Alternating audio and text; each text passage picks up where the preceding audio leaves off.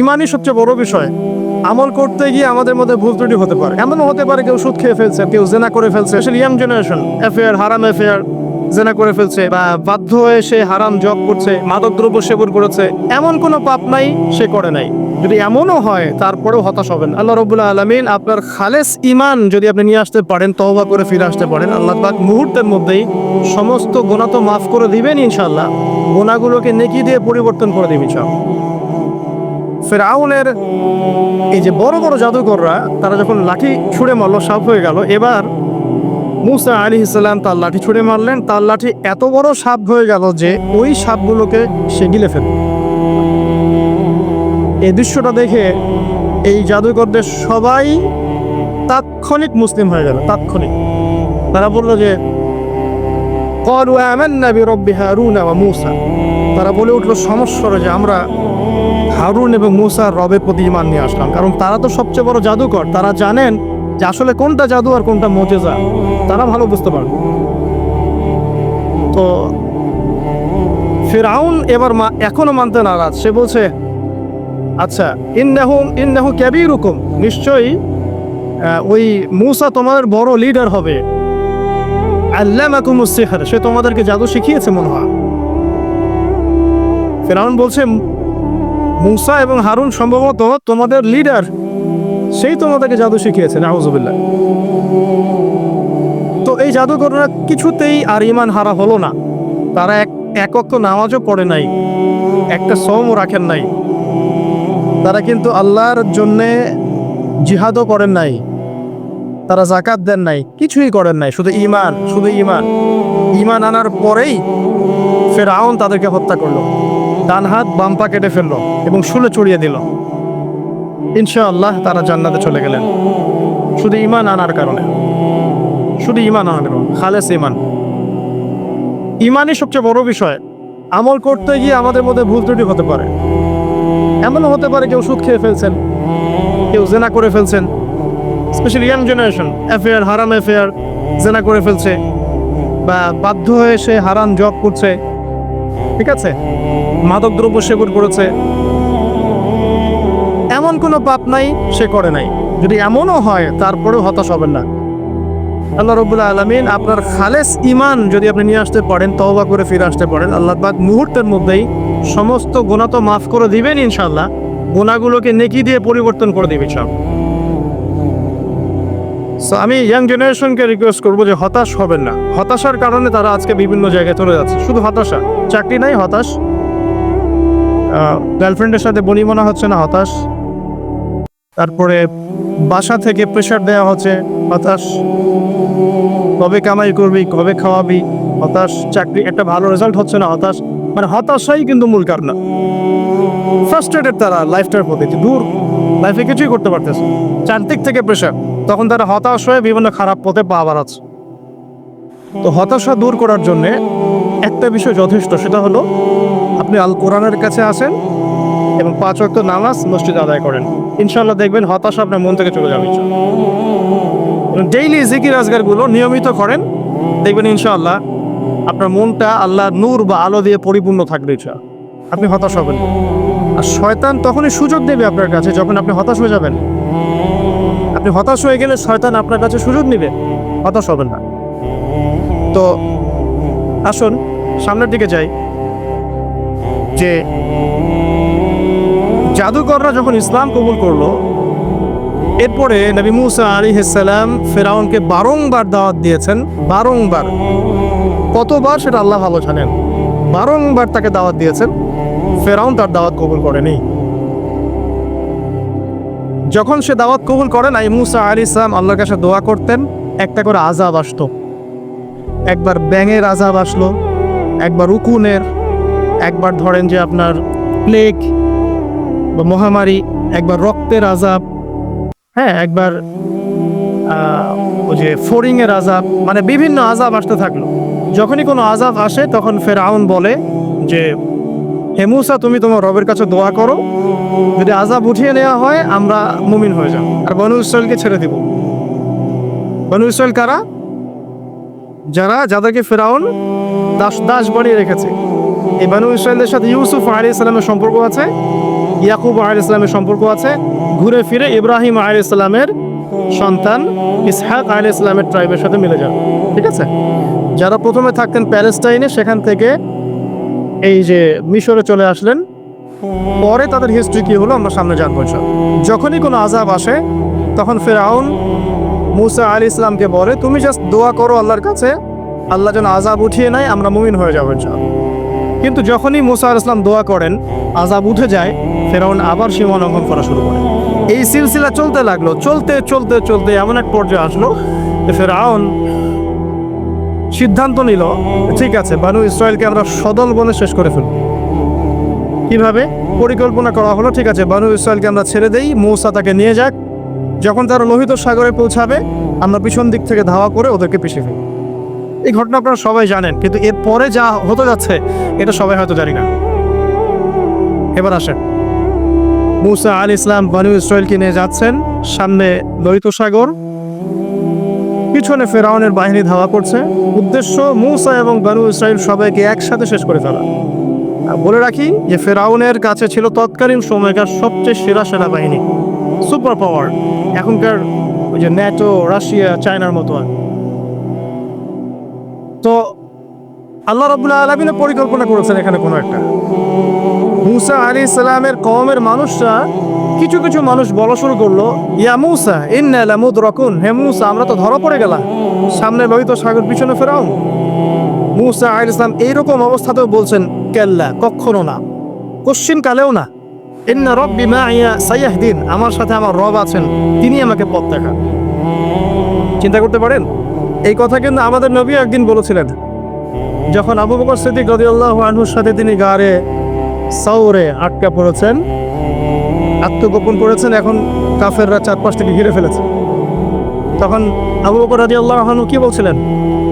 ইয়া রাসূলুল্লাহ, তারা তো আমাদেরকে দেখে ফেলবে, নিচে তাকালেই দেখে ফেলবে।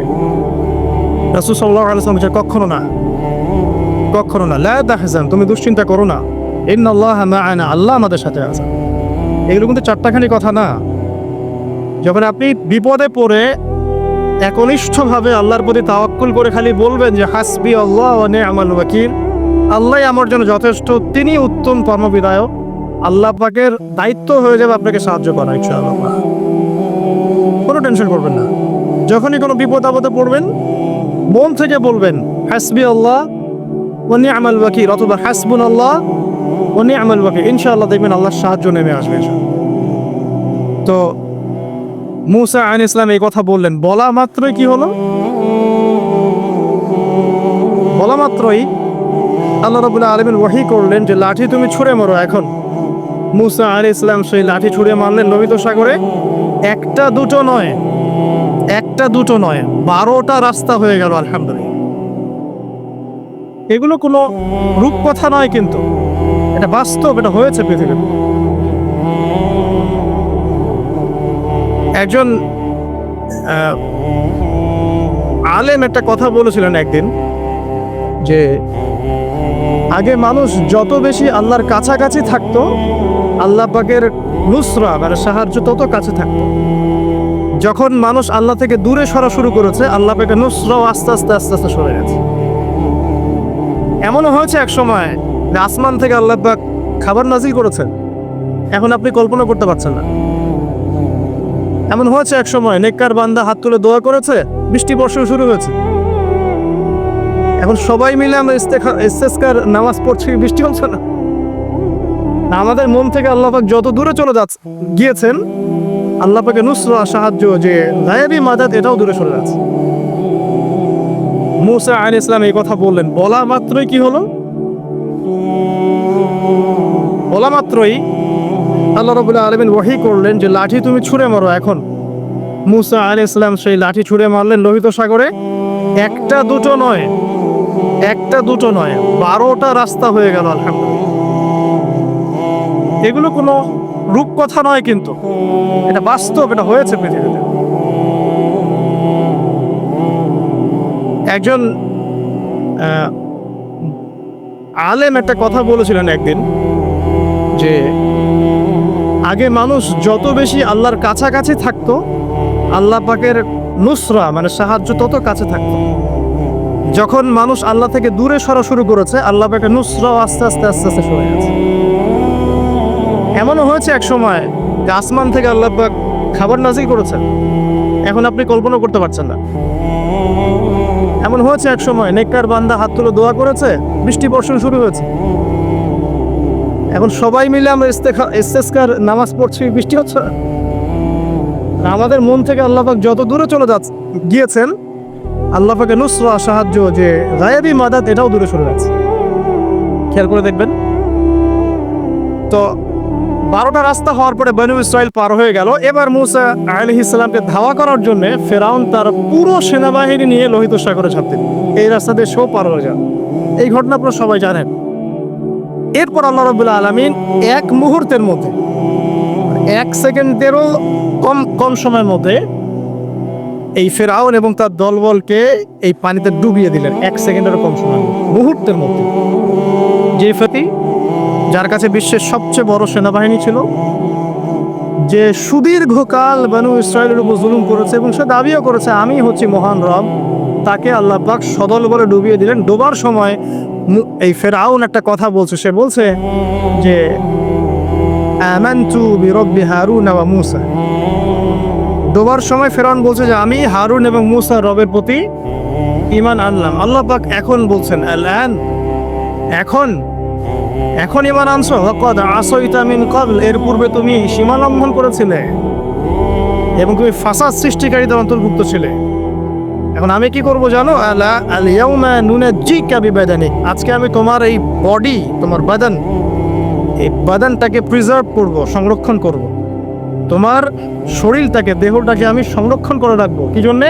লিতাকুনা লিমান খালফাকা আয়া, তোমার পরবর্তীতে যারা আসবে ওদের জন্য তুমি যেন নিদর্শন হতে পারো। ওয়া ইন্না কাসীরাম মিনান নাস আন আয়াতিনা লাগাফিলুন, এবং মানুষের মধ্যে বেশিরভাগ মানুষই আমার নিদর্শনগুলো সম্পর্কে গাফেল। আল্লাহ পাক ফেরাউনের বডি কেন প্রিজার্ভ করেছেন? যাতে করে ফেরাউনের এই মমি বা ফেরাউনের এই যে বডি, এটা যাতে তার পরবর্তী যুগের মানুষদের জন্য নিদর্শন হয়। একটু চোখ বন্ধ করে রাত্রেবেলা চিন্তা করবেন। মনে করেন আপনার হায়াত 60 বছর। কত বছর? মনে করেন, ফর এক্সাম্পল, চোখ বন্ধ করবেন, আজকে বাসায় গিয়ে ঘুমানোর সময় দোয়া দরুদ পড়ে চোখটা বন্ধ করে ভাববেন আদনান ভাই কথাটা বলে গেছে, একটু ভাবি। এইটুক যদি ভাবতে পারেন আজকে বাসায় গিয়ে, আজকে ওয়াজ আমার সফর ইনশাআল্লাহ। এই যে 200 কিলো আসছি, আবার 200 কিলো যাবো ইনশাআল্লাহ সফর। কি ভাববেন প্রিয় ভাই? আমিও কিন্তু তরুণ, আমি কিন্তু বুড়া হয়ে যাই নাই। বুড়া হয়ে গেছে এখনো? আচ্ছা, আপনিও তরুণরা একটু ভাবি, চোখ বন্ধ করে ভাববেন যে আল্লাহ পাক আপনাকে সৃষ্টি করেছিলেন আল্লাহর ইবাদত করার জন্য। সূরা যারিয়াত 56 নম্বর আয়াত, ওয়া মা খালাকতুল জিন্না ওয়াল ইনসা ইল্লা লিয়াবুদুন। 1 2 আল্লাহ পাক আপনাকে সৃষ্টি করেছিলেন যাতে করে আল্লাহর দ্বীনটাকে আপনি আল্লাহর জমিনে প্রচার করেন, প্রসার করেন, প্রতিষ্ঠা লাভ করেন। এই দুইটা আপনার কাজ ছিল। এখন আপনার বয়স হয়ে গেছে 30 বা 25, ধরে নেন যে আপনার হায়াত 60 বছর। তার মানে আপনার জীবনে বাকি আছে এখন 30 বছর।